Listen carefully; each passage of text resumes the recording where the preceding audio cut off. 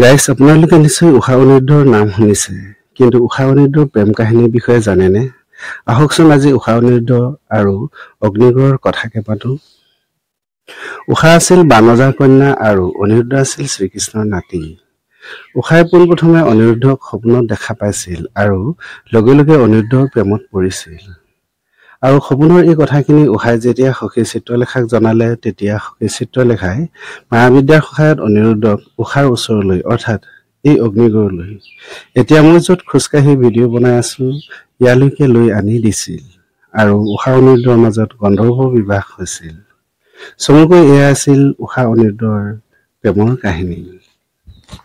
তেজপুৰ হৈছে অসমৰ এটি ইতিহাস প্ৰসিদ্ধ চহৰ। এই তেজপুৰতে ব্ৰহ্মপুত্ৰৰ পাৰত অৱস্থিত অগ্নিগড় হ'ল এটি ঐতিহাসিক গড়। এই গড়টো বানৰজাই নিৰ্মাণ কৰিছিল।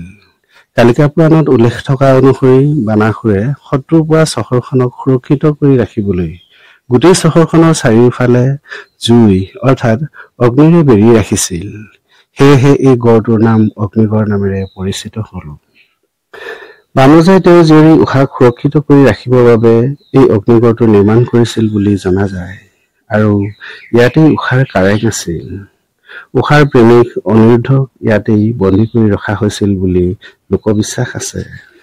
ইংৰাজৰ শাসনকালত তেজপুৰৰ এই গড় বা টিলাটোত দূৰবীন যন্ত্ৰ স্থাপন কৰি গোটেই চহৰখনকে নিৰীক্ষণ কৰাৰ ব্যৱস্থা কৰা হৈছিল আৰু সেইবাবে ইংৰাজৰ শাসনকালত এই গড় বা টিলাটোক অবজাৰভেটৰী হিল বুলি কোৱা হৈছিল।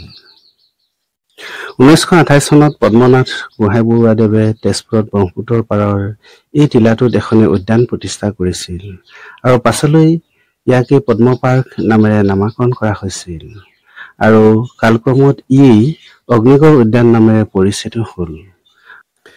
আৰু আজি মই প্ৰথমবাৰৰ বাবে এই অগ্নিগড় চাবলৈ আহিছো। বৰ্তমান অগ্নিগড় উদ্যানৰ প্ৰৱেশ পত্ৰৰ মূল্য হৈছে 30 টকা। এই অগ্নিগড়ৰ চৌহদত কাৰ পাৰ্কিঙৰ ব্যৱস্থা ৰখা হৈছে, সেয়েহে আপোনালোকে নিশ্চিন্তভাৱে গাড়ী এখন লৈ অগ্নিগড় চাবলৈ আহিব পাৰিব। গাইজ, আপোনালোকৰ কোনে কোনে অগ্নিগড় চাবলৈ আহিছে কমেণ্ট বক্সত লিখি জনাবচোন। কিন্তু মই হ'লে আজিহে প্ৰথমবাৰৰ বাবে তেজপুৰত থকা এই ঐতিহাসিক অগ্নিগড় চাবলৈ আহিছো। সেয়া যি নহওক, যিসকলে মোৰ এই ভিডিঅ'টো ফেচবুকত চাই আছে তেওঁলোকে মোৰ এই পেজটো ফ'ল' কৰি দিব আৰু যিসকলে ইউটিউবত চাই আছে তেওঁলোকে মোৰ এই চেনি আছাম নামৰ চেনেলটো ছাবস্ক্ৰাইব কৰি ল'ব বুলি আশা কৰিলোঁ। পুনৰ কৈছোঁ, যিসকলে ইউটিউবত চাই আছে তেওঁলোকে মোৰ এই চেনি আছাম নামৰ চেনেলটো ছাবস্ক্ৰাইব কৰি ল'ব আৰু যিসকলে ফেচবুকত চাই আছে তেওঁলোকে মোৰ এই পেজটো ফ'ল' কৰি ল'ব।